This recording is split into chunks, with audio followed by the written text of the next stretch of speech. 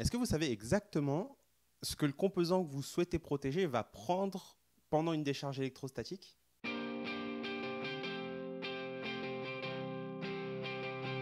Après une vidéo pour virer quelques idées reçues et un podcast sur les ESD, aujourd'hui, j'aimerais vous parler de deux concepts que j'ai abordés dans le podcast. Comment savoir concrètement la tension qui va se retrouver aux bornes de notre composant pendant l'ESD et comment réduire l'inductance parasite, qui est vraiment l'élément sur lequel on peut travailler au niveau du placement et du routage de notre carte. Si vous êtes pressé ou si vous ne souhaitez pas regarder la partie formule, sachez qu'il y a les chapitres en bas qui vous permettra de naviguer dans chacune des parties. Alors cette vidéo, elle est directement issue d'une application note de Texas Instruments sur les recommandations de routage pour le design des protections ESD, et donc vous retrouverez aussi le lien de cette documentation dans la description. Donc on va commencer avec le V-clamp. Donc le V-clamp, c'est la tension de fermeture qui va se retrouver aux bornes de la diode et des composants parasites. Et c'est vraiment cette tension-là qu'on aura à l'entrée de notre composant.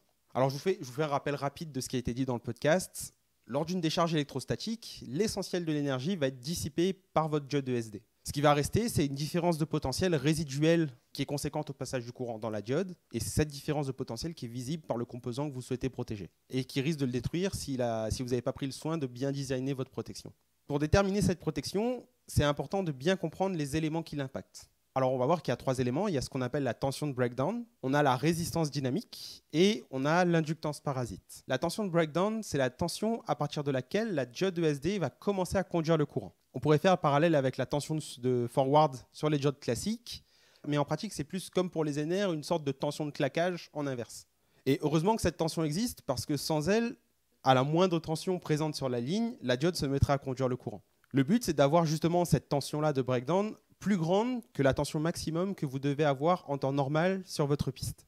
Le deuxième élément qui va compter énormément, c'est la résistance dynamique. On la voit représentée sur le graphique ici, et c'est elle qui donne cette pente à la courbe, parce que sans elle, on aurait finalement un trait vertical, parce que quelle que soit la valeur du courant, la tension resterait la même. Et cette résistance dynamique, comme une résistance classique, lorsque le courant augmente, la tension aux bornes de la résistance augmente, et ce qui fait qu'on a cette inclinaison au niveau de la caractéristique de la diode. Et enfin, le dernier élément qui va rentrer en ligne de compte, c'est l'inductance parasite. Donc il y en a un petit peu en interne du composant, mais la plus grande partie va être provoquée par les pistes autour de la protection ESD. Et c'est essentiellement là-dessus qu'on va se concentrer pour la deuxième partie de cette vidéo.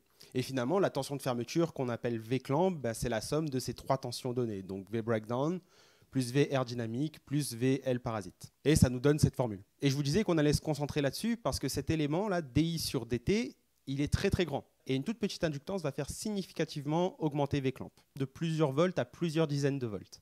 Alors l'image que vous voyez là, c'est justement une image qui est tirée de la note d'application de TI. On peut imager les inductances parasites comme sur cette image, donc avec L1, L2, L3 et L4. Et chacune de ces quatre inductances représente une partie des pistes qu'il y a autour de la protection ESD.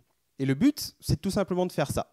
On va éliminer L1, L2 et L3, mais on va conserver L4 parce qu'elle a tout simplement tendance à naturellement limiter le passage du courant dans le composant qu'on souhaite protéger. Alors le premier réflexe qu'on pourrait avoir, c'est de se dire qu'on n'a qu'à justement augmenter très fortement L1 de façon à tout de suite limiter le SD non seulement dans le passage de la diode de protection, mais aussi dans le composant. Le problème de ça, c'est que ça provoque beaucoup d'interférences électromagnétiques qui risquent d'émettre sur les pistes voisines.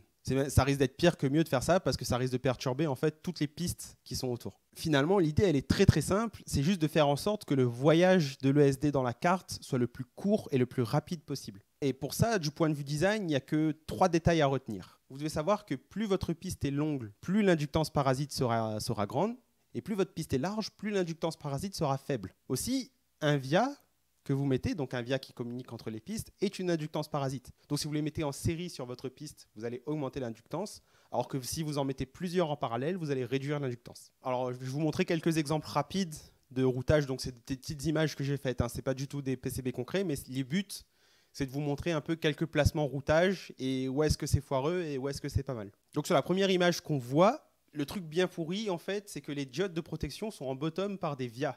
Et donc, ce qui se passe, c'est qu'on va ajouter justement une inductance parasite avec ces vias.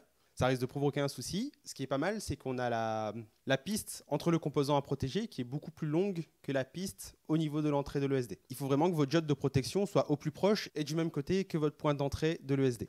Alors ça, c'est un truc un peu pourri, mais on peut faire encore pire. Donc voilà, là, ce qui se passe exactement, vous voyez déjà, les chemins sont Là, franchement, je pense qu'en termes d'inductance parasite, on ne peut pas faire pire. Donc, on a, au lieu d'avoir la diode qui est directement posée sur la piste, on a un bout de piste, ce qui fait qu'on a de l'inductance L2. L'inductance L3, elle est énorme parce qu'on a des pistes non seulement qui sont fines, en plus, dont une piste en angle droit, donc les émissions risquent d'être assez fortes. Et en plus, on a des vias en série. Enfin, voilà, c'est le pire du pire du pire. Surtout sur la protection de la partie haute, qui a un retour de masse, qui a un retour à la masse, mais qui est énorme, quoi, qui est très long, très fin et qui a du coup une inductance parasite qui doit être très élevée. Là, on a un design qui est clairement mieux. Donc vous voyez, on a les plans de masse. Donc les plans de masse, c'est juste pour donner une image. Mais l'idée, c'est dites-vous que si vous avez des plans au lieu de pistes, vous allez tout de suite bien réduire votre inductance parasite. On a les diodes qui sont directement sur les pistes, donc on supprime déjà la possibilité d'avoir une inductance L2. Au niveau de l'inductance L3, donc on a des plans et beaucoup de vies en parallèle, ce qui fait que ça réduit drastiquement l'inductance parasite. On a L4 qui est présente et qui est bien plus grande que L1. Globalement, là, on va avoir une protection qui est très efficace. Bon, si vous ne l'avez pas encore fait et que vous voulez creuser, je vous recommande vraiment d'écouter le podcast, mais aussi d'aller voir les sources que je vous ai mis en description. Surtout cette note d'application de TI qui est vraiment très très bien foutue pour bien vous expliquer comment mettre en place vos protections ESD. N'hésitez pas à me dire en commentaire aussi si vous avez eu des soucis avec des protections ESD ou des problèmes. Et puis racontez-moi vos mésaventures et les leçons que vous avez apprises. Si vous avez aimé cette vidéo, je vous invite à vous abonner à la chaîne, à liker et à commenter. A plus pour une prochaine vidéo.